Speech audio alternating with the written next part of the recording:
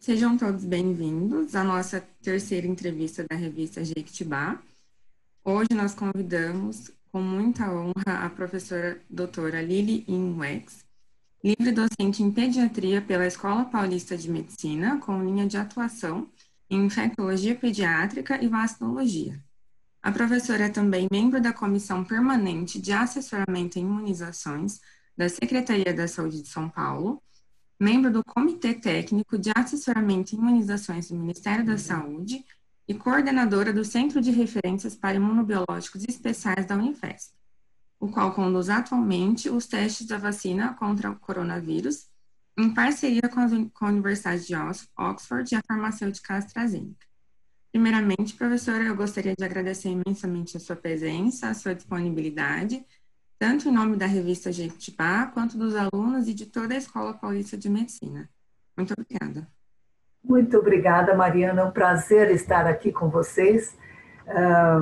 Um prazer realmente estar junto com a comunidade acadêmica, os alunos da Escola Paulista de Medicina, que foram fundamentais, são fundamentais na condução deste estudo. Então, é um prazer estar aqui. Estou à disposição para qualquer dúvida, qualquer esclarecimento. Muito obrigada.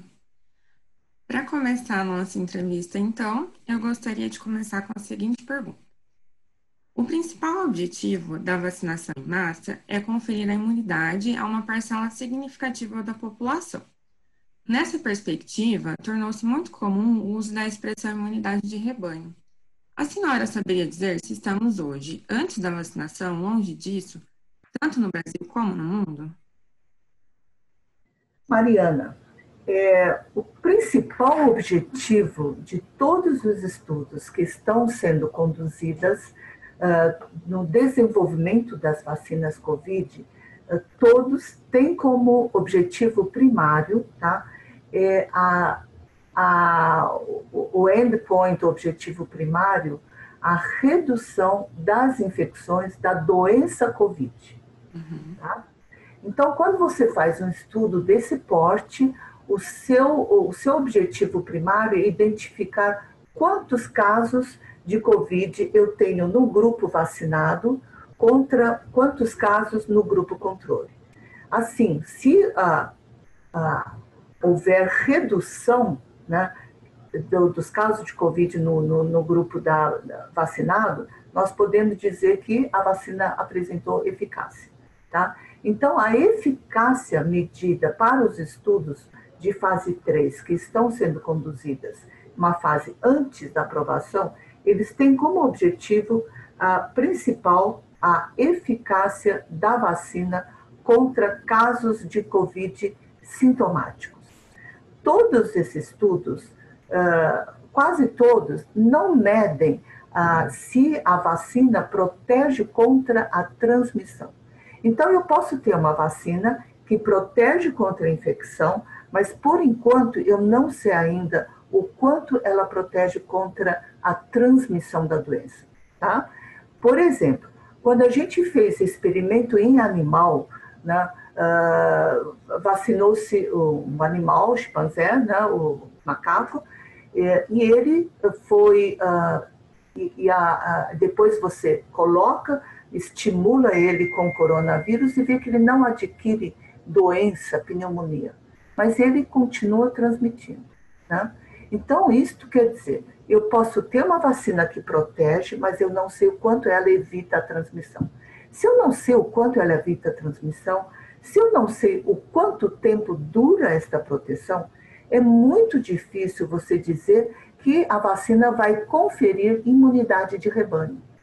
Por isso que eu acho que esta discussão, que está assim em todos os jornais, em todas as mídias, eu acho que ela não cabe no momento. No momento, nós temos que saber se existe uma vacina eficaz para a proteção da doença COVID.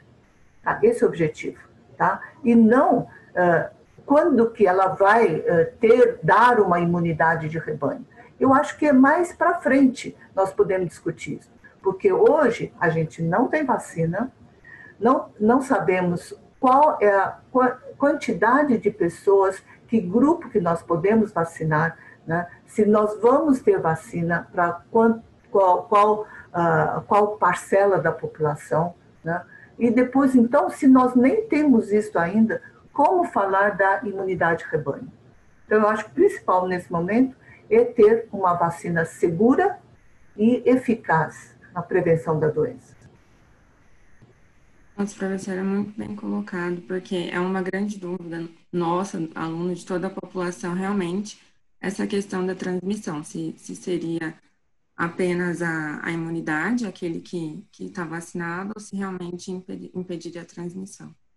Isso é importante, porque nesse momento, eu acho que se a vacina proteger a pessoa vacinada contra a doença, é ótimo. No segundo momento, nós vamos ver se ela vai dar imunidade coletiva. Isto vai depender da duração, tá? Se ela evita a transmissão e também da quantidade de pessoas infectadas já. Tudo isso vai entrar em jogo para você discutir. Então, agora a nossa preocupação é ter a vacina para os grupos de risco. Depois que tiver a vacina no grupo de risco, nós vamos vacinar toda a população, ou a maior parte possível da população, para ver se isso vai trazer uma imunidade de rebanho. Eu acho que essa discussão será bem-vinda um pouquinho mais tarde. Sim, obrigada, professora. Bom, em relação à questão da população, dos grupos de controle, da população que está sendo vacinada, nós gostaríamos de saber o seguinte. Sabemos que variações étnicas, como negros, pardos, indígenas, possuem algumas diferenças em resposta a medicações, vacinas e afins. Isso tem sido levado em conta para o desenvolvimento da vacina? E algum controle da eficácia para esses grupos? Muito bem, Mariana. Isso é uma coisa que a gente leva em consideração cada vez mais. Embora as diferenças não sejam tão importantes, mas elas podem ocorrer, né? Então, se você for olhar esses estudos, principalmente esses grandes estudos de fase 3, eles são multicêntricos, né? Eles ocorrem em vários países, justamente para ver a resposta em vários grupos étnicos, né? Então, eu vou citar como exemplo a vacina Oxford, né, que nós estamos lidando. Então, a vacina Oxford, ela nesta fase 3, ela está sendo conduzida no Reino Unido, no Brasil, na África, nos Estados Unidos, na Rússia, no Japão, na Índia. Então, você pega a maioria dos continentes, né, em várias partes, e distribui isto em várias regiões diferentes, populações diferentes, para ver se eles têm o mesmo comportamento, a mesma resposta.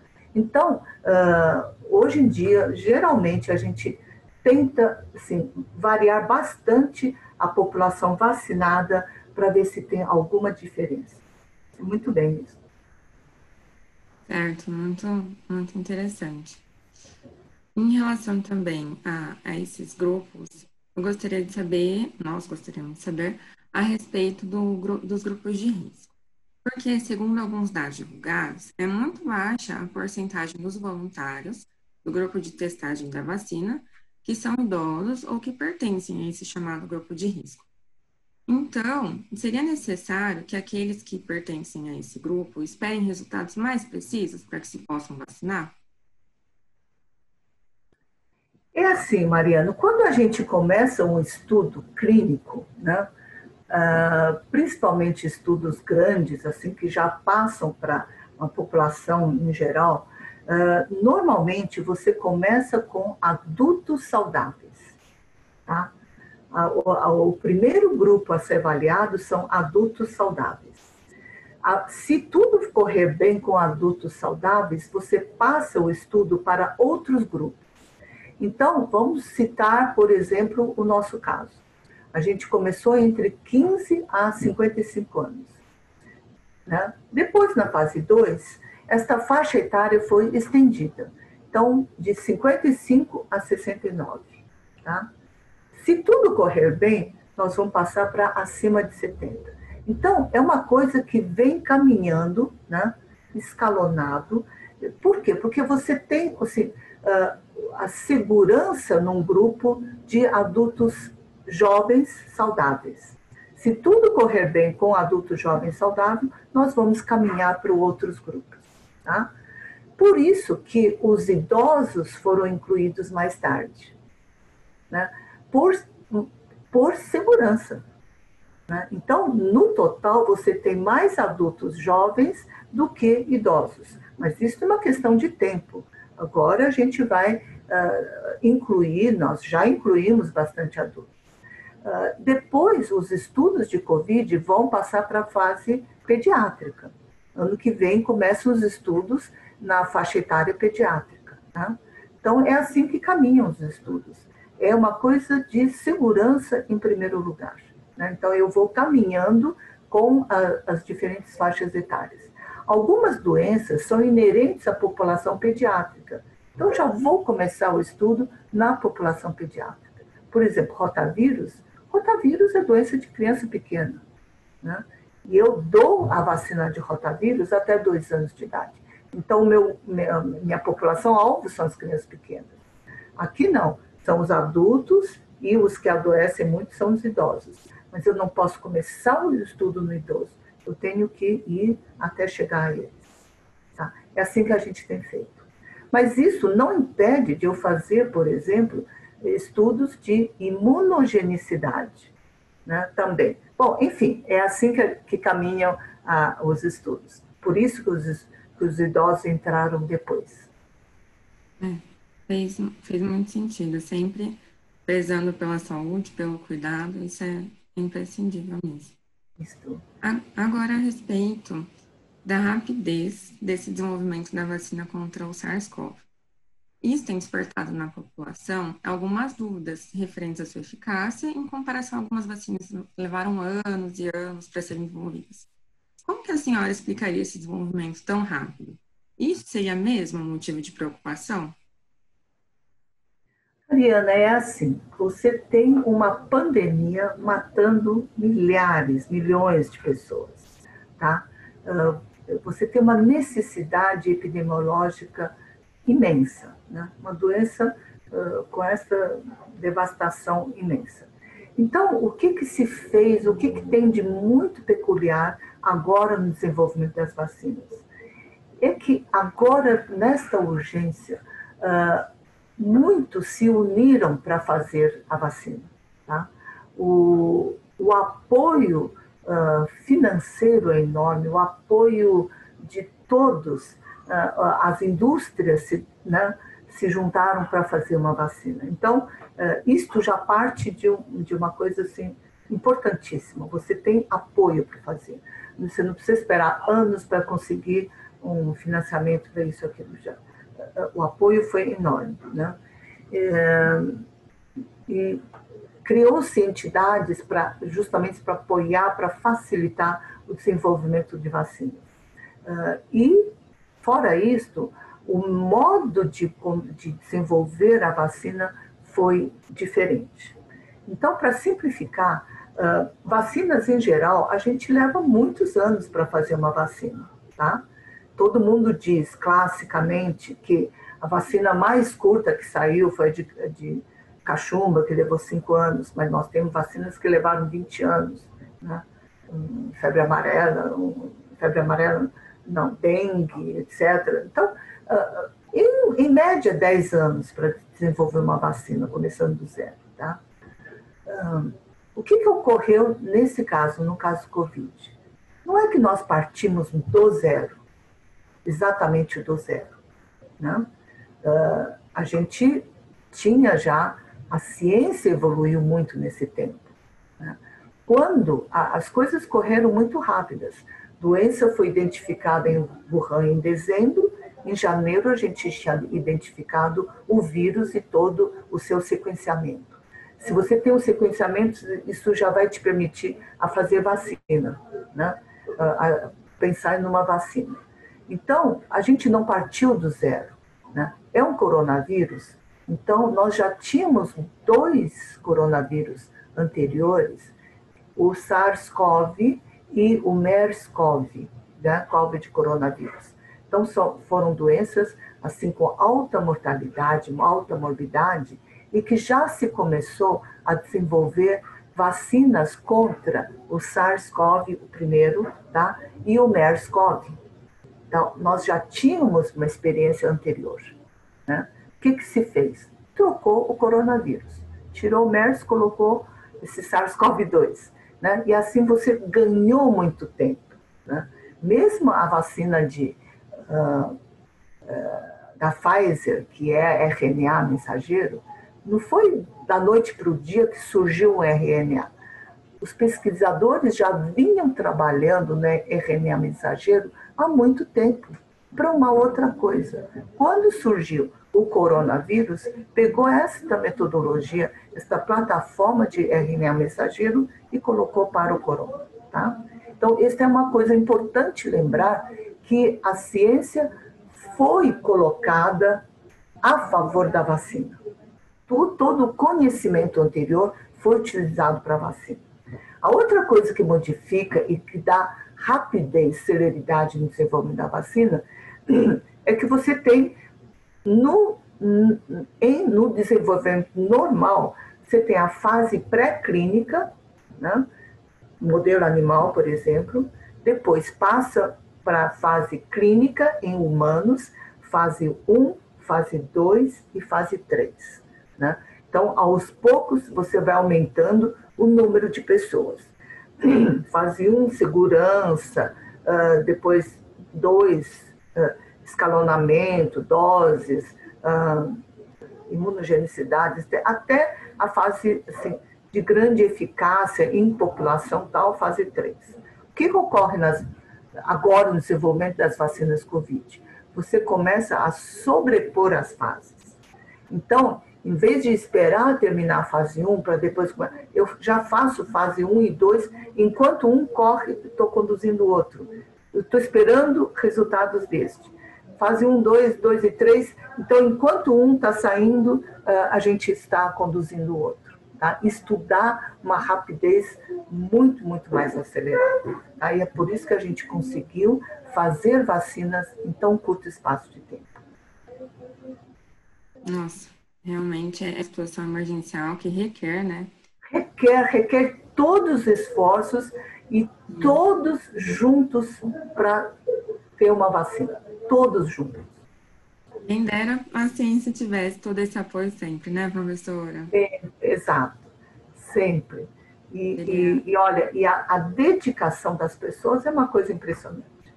Eu acho que tudo isso vai somando para você conseguir ter uma vacina em tempo, nem sei, porque já muitas vidas já se foram, mas uma solução para esta situação tenebrosa. Sim, nosso agradecimento imenso a vocês que estão nessa linha de frente, porque, olha, é realmente uma coisa imprescindível. Bom, dando prosseguimento, em relação às pessoas que já se contaminaram com o Covid. Nesse caso, elas teriam que ser vacinadas de qualquer forma, independente de ter pego a doença, de ter esperado pelo menos 3 meses, como que acontece? É uma boa pergunta. Quando a gente começou o estudo, nós fazíamos uma triagem prévia.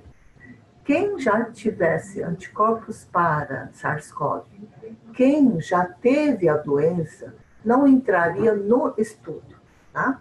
No estudo clínico. É mais uma questão de avaliar quando você começa do zero, a pessoa nunca teve contato, como vai ser a resposta, né? Mas essa parte a gente acabou eliminando, porque os dados que nós adquirimos, com as coisas vão andando, que as pessoas que tiveram Covid, elas podem ser vacinadas sem problema, com segurança. Então é isso. Por que isso é importante? Porque na prática, quando a vacina chegar na população, você vai vacinar todo mundo.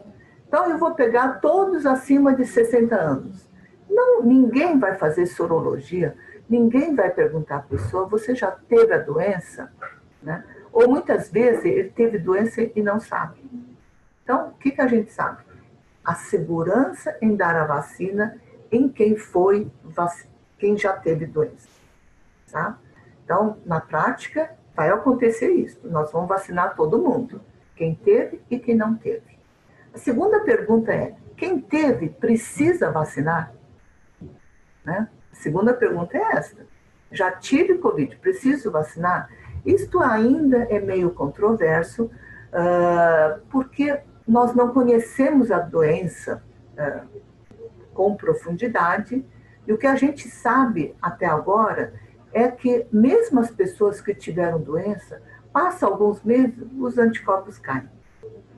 Né? Será que então, se eu der uma vacina, isto vai servir de um booster, um reforço? A vacina vai trazer benefícios? Tá? Tudo isso está sendo avaliado. Então, nós também estamos vacinando pessoas que já tiveram, porque a gente deixou de fazer a triagem. Tá? Isso vai ser respondido. Mas, nesse momento, o que vai prevalecer é a segurança em você vacinar quem já teve a doença. Assim como quando eu faço uma campanha de sarampo, vacina todo mundo. Não interessa quem teve ou não teve sarampo. Né? As pessoas não sabem. Então, muitas vezes, tudo que pinta fica vermelho no corpo, nem sempre é sarampo. Pode ser uma outra doença, né? Rubéola ou qualquer coisa. Né? Então, essa é a importância. É poder vacinar toda a população, independentemente de saber se teve ou não teve a doença. Sim, até porque algumas notícias estão apontando ultimamente uma recontaminação, né? Até mesmo daqueles que já tiveram, por uma possível mutação do vírus. E a senhora sabe dizer se a vacina é capaz de cobrir? Como tem algum estudo apontando isso? Seria possível cobrir essa nova mutação que estão apresentando para a gente?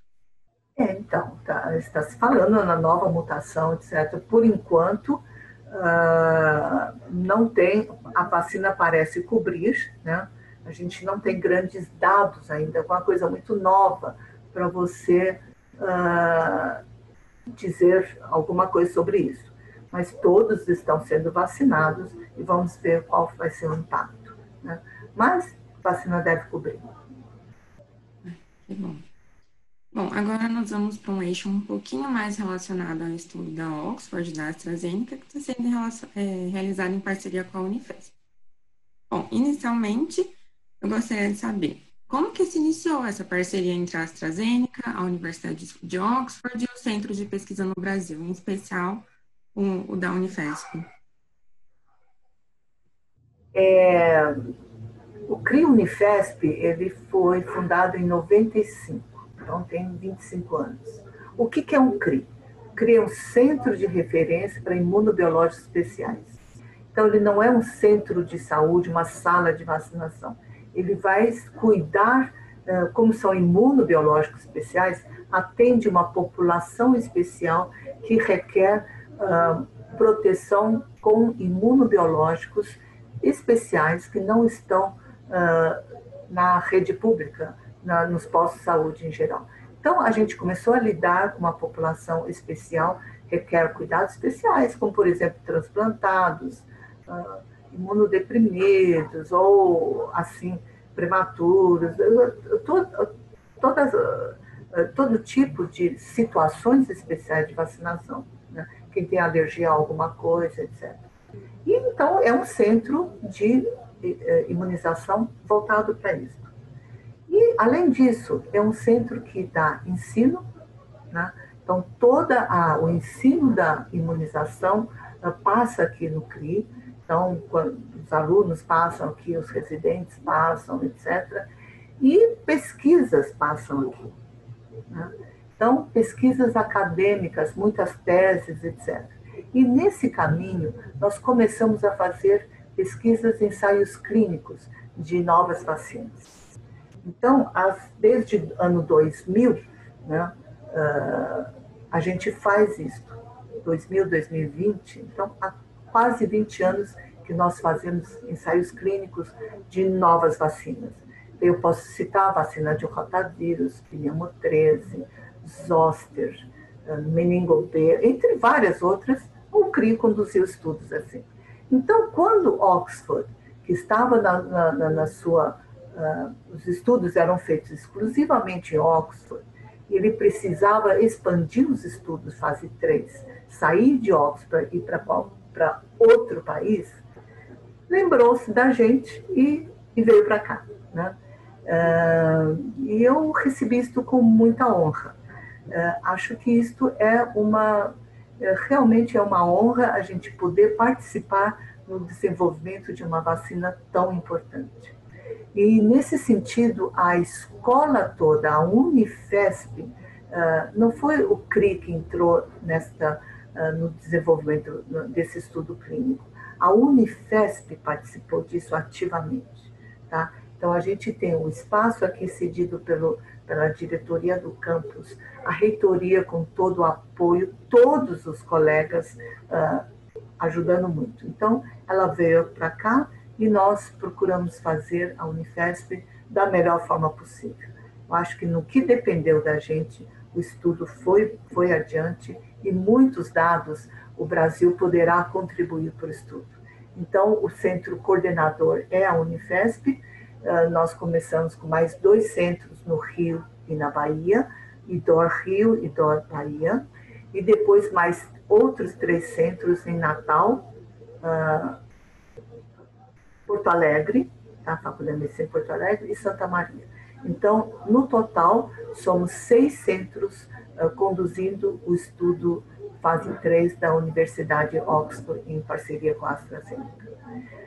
No Brasil, nós incluímos, no total, 1.000 participantes, mais exatamente 1.300 participantes, né? E que, nesse momento, a inclusão já está encerrada. Né? Então, já está em andamento o estudo com inclusão encerrada. A outra coisa que eu gostaria de dizer muito é realmente a participação ativa de todos os membros aqui da escola. Então, aqui nesse estudo, você vê, porque como ele é voltado para profissionais de saúde, você vê professores aqui da escola, né? Professor titular e tal, vários professores aqui, alunos em peso aqui, residentes, os funcionários do hospital. Então, a sala de espera aqui virou uma sala de espera, virou uma sala de visita. Então, realmente é muito bom você ver a participação e da população geral também. Muitos vêm aqui para tomar vacina, porque todos querem se proteger, mas muitos vêm aqui para colaborar com isso, doar um ano de sua vida na condução do estudo. Então, você vê nitidamente isso. Né? E a outra coisa que vale muito a pena citar é a participação dos alunos. Né? Nós temos aqui uma colaboração valiosíssima dos alunos, principalmente alunos de medicina, que vêm aqui, trabalham neste projeto até tarde da noite, quando a gente funciona aos sábados, domingos, eles vêm sábado e domingo, e o tempo todo com aquela dedicação que é realmente impressionante. Eu faço questão de, assim, a participação dos alunos, né, é uma coisa muito, muito importante. Tá? Nós temos aqui os alunos do 4º ano, Cristiane Riga, Laís Ayano, Larissa Totsuzi, Felipe Alvernaz e Renato Furlan. Tá? São os alunos que vieram aqui, se dedicaram, eles foram voluntários, muitos deles voluntários na campanha de gripe, e eu achei que foi muito bom o voluntário na campanha de gripe e a gente chamou todo mundo de volta. Né? Então, eles estão sendo fundamentais aqui. Um agradecimento especial aos alunos, a toda a Unifesp. Eu, enquanto aluna e da Unifesp, me sinto extremamente orgulhosa, honrada de termos recebido esse projeto. Eu já me sinto parte. falar também em agradecimento como brasileira, né? Porque, nossa, é realmente uma honra ter vocês na frente, com tanta dedicação, com tanto empenho, a todos os professores, a todos aqueles que estão empenhados. Nossa, porque até... Mas é Bom, verdade, a dedicação é uma coisa que emociona. Quando eu vejo eles assim trabalhando dia, assim, sempre, porque na pandemia você poderia estar fora, né? Ninguém te obriga a vir nada, mas eles vêm e é uma dedicação extrema. sim, as pessoas doam a vida, né? Enquanto poderiam estar falando assim, não, vou ficar na minha casa e não tem nada a ver com isso, as pessoas doam a vida e nós nem temos como agradecer isso. Bom, a nossa próxima pergunta, então, é: algumas vacinas têm apresentado alguns efeitos colaterais, sejam eles leves ou mais graves. Em relação à vacina de Oxford, foi publicada a ocorrência de 3 pacientes que desenvolveram a mielite transversa, que é um problema neurológico grave. Embora um deles, né, dessas 3 pessoas, tenha sido do grupo controle. Mas em relação aos outros 2 pacientes, isso seria algo preocupante? Foi possível esclarecer se isso está de fato relacionado com a vacina? Mariana, no desenvolvimento de uma vacina, a coisa principal é a segurança. Tá? Então, tem até uma frase: primeiro, não fazer mal, tá? Em primeiro lugar. Então, em primeiro lugar está a segurança da vacina.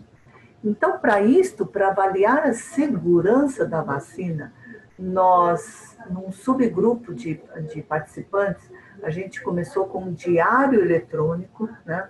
Então, eles respondem todo dia o que estão tendo, qual a reação, etc. Para a gente acompanhar isto online, assim, no tempo real, tudo que está acontecendo, para não ter risco nenhum. Né? Depois, nós fazemos uma vigilância. Toda semana a gente liga para os participantes para ver se ele tem alguma coisa.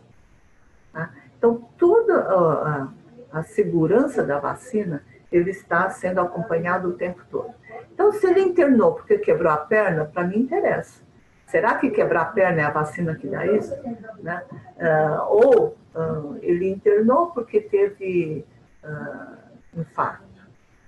Eu também quero saber se tem. Né? Ou ele internou porque teve um abscesso, ou porque isso, ou ele teve uma reação grande. Então, algumas coisas são esperadas, né? Eu acho que não tem nada.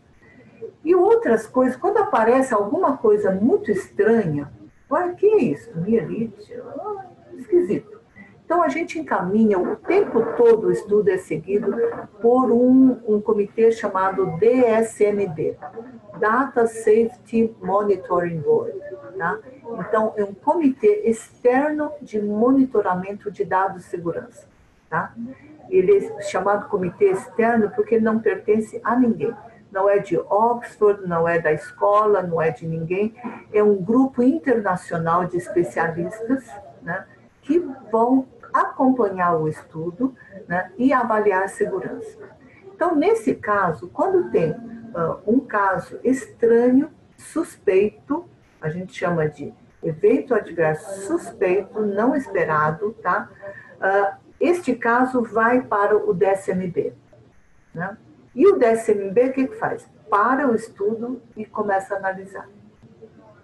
É diferente, nós estamos num processo acelerado de desenvolvimento de vacina.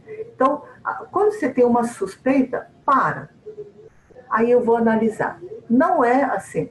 Tem uma suspeita, eu vou analisar. Se for relacionado à vacina, para. Aqui é o contrário. Primeiro para, analisa, se não for nada, retoma. Então, nós tivemos 2 vezes que os estudos foram pausados, né? E depois eles retornaram. Né? Para dar o tempo do DSMB analisar esses dados. Então, um deles foi chamada mielite, o primeiro a mielite, nem sei se foi uma mielite, provavelmente não foi, né? Foi uma mielite, mas tinha uma doença de base, né? Tinha uma doença de base, aí o DSM-B voltou, né? Autorizou o retorno. A outra mielite era também um provável mielite, né? Mas quando se estava analisando, surgiu outro no grupo controle. Então, todo estudo que você faz numa população muito grande, vão ocorrer casos, né? E aí não se conseguiu correlacionar isso com a vacina. Por isso que foi autorizado o retorno dos estudos, né? E assim a gente tem. Muitas vezes você fala, nossa, morreu um no estudo da vacina. O DSM-B vai analisar e ver se isto foi relacionado ou não. Tá? Muitas vezes nem chega a parar, porque quando chega lá, ele já viu e já avaliou, não é relacionado. Quando ele precisa de um tempo para analisar, para o estudo e analisa. Tá? Então, foi isso que aconteceu. A princípio, eu achei que isso pudesse atrapalhar o recrutamento, mas, ao contrário, eu acho que não.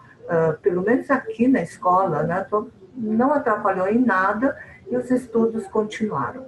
Porque sabe que existem mecanismos para você detectar coisas mais preocupantes, eventos adversos relacionados à vacina. Tá? Foi isso que aconteceu. Não, mas nós resolvemos trazer justamente para isso, para esclarecer todo o protocolo de segurança, todo o cuidado que tem, para tirar alguns tabus, né, que às vezes a população possa ter em relação à vacinação, a efeitos colaterais. Então, foi mais nesse sentido, mas muito obrigada pelo esclarecimento. E agora é uma pergunta relacionada ao estudo recém-publicado, agora no início de dezembro, que a senhora foi coautora, um estudo pioneiro em todo o mundo, e que fez o uso de um termo, entre aspas, análise intermediária dos resultados. Do que se trata esse termo? E essa condição permite que a vacina seja de fato aprovada? O que falta para completar essa análise? Perfeito. Quando a gente está desenvolvendo uma vacina, essa, por exemplo, Oxford, nós vamos vacinar e depois acompanhar durante um ano. Algumas vacinas, Pfizer, por exemplo, vacina no protocolo, acompanhamento é de 2 anos. Então, teoricamente, eu teria que esperar 1 a 2 anos para licenciar uma vacina, tá? Para registrar uma vacina. Espera terminar e registra. Nós temos uma pandemia correndo do lado de fora. Podemos esperar 2 anos, 1 ano, para licenciar, aprovar o uso de uma vacina? Tá? Então, o que a gente faz nesse caso? Nesse caso, o estudo vai acontecendo e você, num certo momento, quando atinge alguns casos para permite uma análise estatística, então faz-se uma análise interina, quer dizer, uma análise interina, uma análise parcial dos dados que se tem até naquele momento. Tá? E se isso se mostrar que a vacina é eficaz, que a vacina não tem risco, ela é extremamente segura e é eficaz, principalmente segura, o órgão regulador pode autorizar o uso emergencial. Então, é licença para uso emergencial. Tá? Em vez de você esperar tudo para um registro definitivo. Tá? Se os dados forem muito bons, às vezes você consegue até um registro definitivo. Mas esse é um mecanismo de você usar antes uma vacina, antes que o estudo chegue até o final. Tá? É assim que está ocorrendo, por isso que está toda hora acelerando, né, o estudo, rapidez, para ver se tem alguns dados que permitam o uso. Né? Nós já temos algumas vacinas com licença para uso emergencial. Entendi. Realmente é uma situação excepcional que não dá para perder tempo. Exatamente, pelas circunstâncias. E ainda em relação a esse artigo e outros estudos publicados, alguns dados disseram que a vacina de Oxford, em parceria com a AstraZeneca, tem como eficácia geral cerca de 70%, que teve aquela, não certo, eu diria como controvérsia, mas eu sou leiga, eu não posso afirmar esse termo, a senhora vai saber dizer melhor, que quando o grupo recebeu 2 doses padrões, teve uma eficácia menor do que aquele que recebeu uma dose menor e em seguida uma dose padrão. O que isso significa? Por que inicialmente quem recebeu essa dose menor teve uma eficácia maior no final? E essa eficácia de 70% seria suficiente para a imunização em massa? Bom, são vários aspectos envolvidos. Tá? Este foi um estudo, ele não foi só um estudo de fase 3. Foi uma análise chamada análise combinada, um pool análises de vários estudos da vacina, tá? Em vários locais, né? Dados principalmente do Reino Unido e do Brasil. Então, se juntou vários estudos e fez uma análise geral, né? Entre esses vários estudos, teve um grupo no Reino Unido onde se usou uma meia dose da primeira vez, né? Depois, a segunda dose foi dada com a dose inteira. Então, uma dose menor na primeira vez e uma dose cheia na segunda vez, na segunda dose. Então, esse grupo também entrou na análise desse estudo, tá?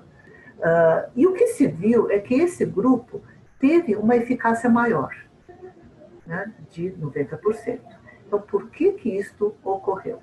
Então, várias coisas a gente precisa entender, né? Algumas vacinas, quando você dá um prime, um estímulo menor na primeira vez, a segunda responde melhor. Uma possibilidade. A outra coisa é o intervalo entre as doses foi diferente. A população avaliada foi diferente, tá? E mesmo esse resultado, um com 90%, outro com 62%, são resultados, porcentagens diferentes, mas o intervalo de confiança entre esses dois resultados, ele se sobrepõe, tá? Então, você não dá para você dizer que eles são totalmente diferentes. Então, a gente precisa ter mais casos para ver se realmente essa diferença existe. Mas foi um dado que se chamou a atenção e nós vamos seguir agora para frente para ter um entendimento melhor, para ver se isto realmente é assim, né? 70% é ruim, né? Esse estudo mostrou, em média, 70%, né? Em média. Mas mostrou que no grupo que recebeu a vacina, ninguém foi hospitalizado e ninguém teve doença grave. Tá?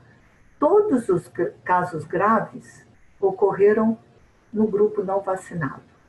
Todas as pessoas que tiveram Covid e foram internadas foram no grupo controle. Então, mostrou que a vacina teve uma atuação importantíssima na redução de internação de casos graves, né? Além disso, 70% é pouco, é muito. Segundo a OMS, uma vacina com 50% de eficácia já é suficiente para uso na pandemia. Então, tem tudo, né, para ir para frente. Então, a análise interina serve para isso, para ver se você está no caminho certo, tá? Então, depois desse, nós continuamos, e daqui a pouco saem mais dados e talvez isto vá...